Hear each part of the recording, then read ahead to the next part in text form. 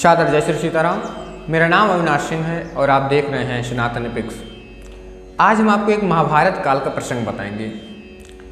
महाभारत काल के एक प्रथम सेनापति जो महाभारत का युद्ध हुआ था, जो एक भयानक भीषण युद्ध था 18 दिनों तक चलने वाला, जिसके प्रथम सेनापति थे भीष्म पितामह। उनके बारे में एक हम प्रसंग आपको बताएंगे कि क्यों उनको बाणों की शैय्या मिली, उनसे ऐसा कौन सा अपराध हो गया था जिससे उनको बाणों की शैय्या पर सोना पड़ा था, विश्राम करना पड़ा था। मैंने यह प्रसंग किसी संत जन से सुना था, जो मैं आपको बता रहा हूँ। एक बार जब वो बाणों की शैय्या पर थे तो वो प्रतिदिन यह सोचा करते थे कि मैंने अपने जीवन काल में ऐसा कौन सा पाप किया था जिससे मुझे बाणों की शैय्या मिली। उन्हें अपने पिछले 10 जन्मों का वृत्तांत याद था, पिछले 10 जन्मों में उन्होंने क्या किया था, और वो यह जानते थे कि मुझसे पिछले 10 जन्मों में ऐसा कोई भी पाप नहीं हुआ है जिससे मुझे बाणों की शैय्या मिले।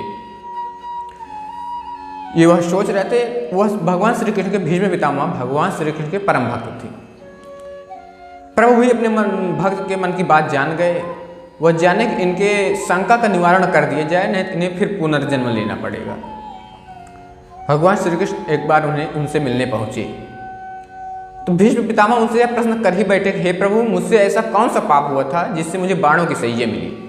मुझे अपने पिछले 10 जन्मों के वृत्तांत याद है, मुझे अपने पूर्व 10 जन्मों का वृत्तांत याद है। तो उन्होंने कहा, पितामह, आपको पिछले 10 जन्मों का वृत्तांत तो याद है, अपने पूर्व जन्मों का वृत्तांत तो याद है, लेकिन आप पिछले 10 जन्म के उससे पहले का आपको नहीं याद है। 10 जन्मों के पहले आप एक राजकुमार थे और आप वन में शिकार खेलने हेतु जा रहे थे। जब आप शिकार खेलने जा रहे थे तो रास्ते में आपको एक सर्प पड़ा दिखाई दिया। आपने अपने रथ से उतरकर उस सर्प को अपने बाण की नोक से उठाकर फेंक दिया था।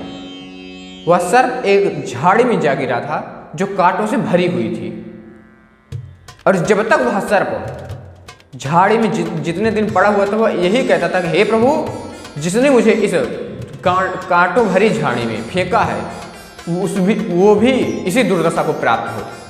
मतलब उसके अंतर्मन से यह आह निकल रही थी कि जिसने मुझे इस कांटों भरी झाड़ी में फेंका है उसे भी ऐसे ही कांटों भरी शैय्या मिली।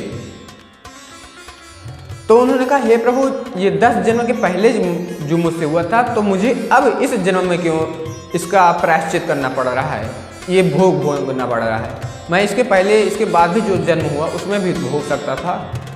तो प्रभु श्री कृष्ण ने कहा, हे पितामह, आप पिछले 10 जन्म में कोई ऐसा पाप ही नहीं किए थे जिससे आपको अपराध या दंड मिल सके, लेकिन आपने इस जन्म में जब अपनी बहू का चीरहरण हो रहा था तो आप उसमें मौन बैठे थे। उस सभा में आपने कुछ नहीं कहा, उस सभा में आप मौन थे, और इसी पाप के कारण यह पाप इसमें प्रविष्ट हुआ और आपको इसका दंड भोगना पड़ रहा है।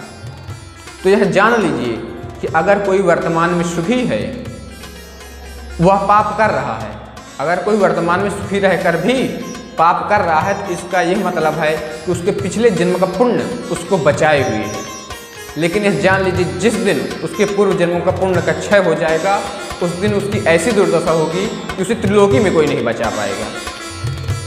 तो इसीलिए कहा जाता है कि हमें अपने पूर्व जन्म के कर्मों का भी फल मिलता रहता है। तो बताइए आपको यह प्रसंग कैसा लगा। आप अपना सुझाव में कमेंट बॉक्स में दे सकते हैं। अगर आप यह वीडियो यूट्यूब पर देख रहे हैं तो चैनल को सब्सक्राइब कीजिए, फेसबुक पर हमें फॉलो कीजिए। हम जल्द मिलेंगे आपको एक नए प्रसंग के साथ। तब तक के लिए शादर जय जय श्री सीताराम।